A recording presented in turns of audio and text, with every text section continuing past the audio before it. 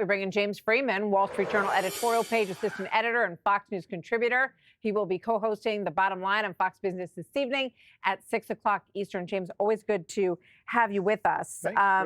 Let's pull this up from the editorial board at the Wall Street Journal. The media claim to find no fraud in government. And here's a quote from that piece, which was published yesterday in the Wall Street Journal. Remember being told that Joe Biden's verbal slips were signs of normal aging, that rising crime was a figment of the public's imagination, and chaos at the border fabricated by MAGA Republicans. Now, the same tribunes of truth in the press proclaim that government fraud is a mirage.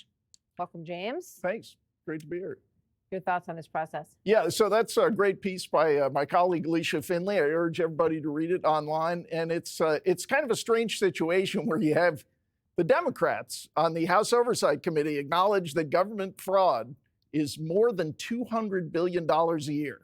The official estimate, if you will, from GAO before Trump and Elon Musk came to town puts it possibly over $500 billion. I just want to stop you there, James. Please put these numbers up on the screen, guys.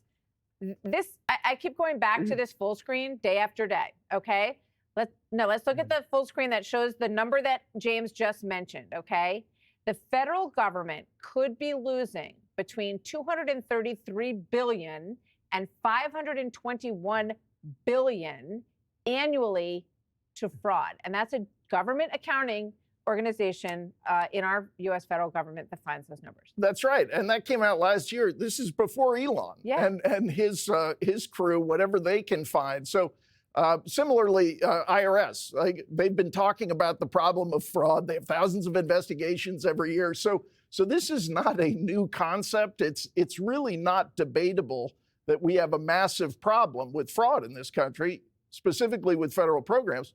We also, just to remind everybody, we have this gap of almost $2 trillion between what the government spends and what it collects. It would be kind of nice if we could figure out a way without cutting off useful programs to bring that $7 trillion down closer to $6 trillion. Do you think that part of the opposition is it's because it is Elon Musk? Like, I'm wondering, if there were, and there are number crunchers, obviously, behind what he's doing.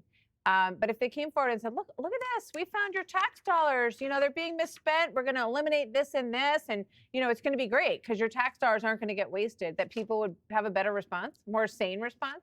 Maybe, but I think Musk is a part of it. He's kind of, for some, a helpful villain, but it's really about attacking Trump and his legitimacy.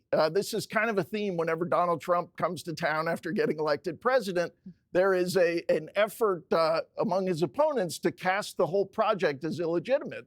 But of course, he's the president. He's been vested by us with all of the executive authority in our Constitution. Now, I know a lot of people in our industry, a lot of people in Washington like to think that there's all of this independent power that resides in the bureaucracy, but the Constitution gives it to the president. He says Elon is helping us. He's authorized to look at things. If we like it, we'll act on it. If not, we won't. Here's Basil Smikely, who's been on this program, a Democratic strategist. Here's what he's saying about this. Watch.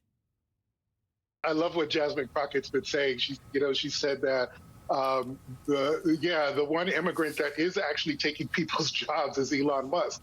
And I think just sort of turning the Republican talking points against him.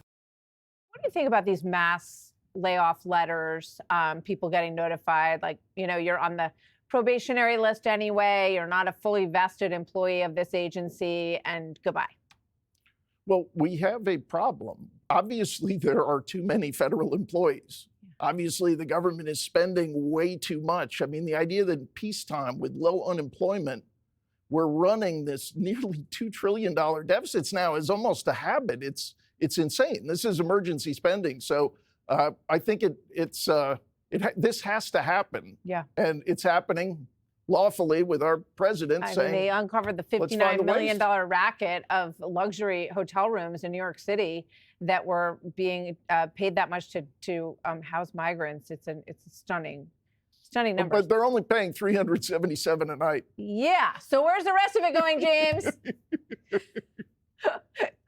Well, stay tuned. James will tell us the answer to that next time. Thank you very Thanks. much, James Freeman. Great to be here. Always good to see you.